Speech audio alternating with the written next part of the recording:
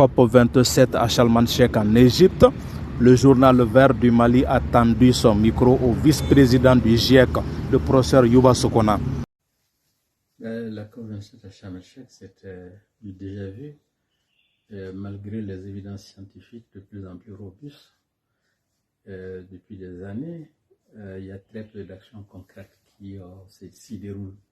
Bon, je n'ai pas suivi les négociations parce que ça n'avait pas tellement d'intérêt pour moi.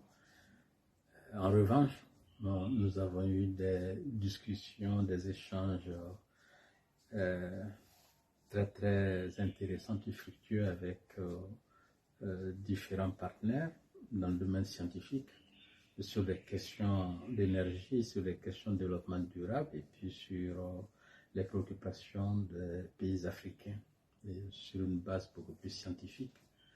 Donc, il faudrait que les Africains, chaque fois qu'ils vont dans une conférence des parties, qu'ils y aillent avec des évidences robustes sur des problématiques et des questions qui les préoccupent. Il n'y a pas de nouveau dans les finances, il ne peut pas y avoir d'avancée significative parce que les promesses n'ont jamais été tenues. Depuis une vingtaine d'années, il y a tout le temps eu des promesses et puis les pays industrialisés s'étaient engagés à l'horizon 2020 de débloquer pour les pays en développement 100 milliards de dollars par an. On est loin du compte.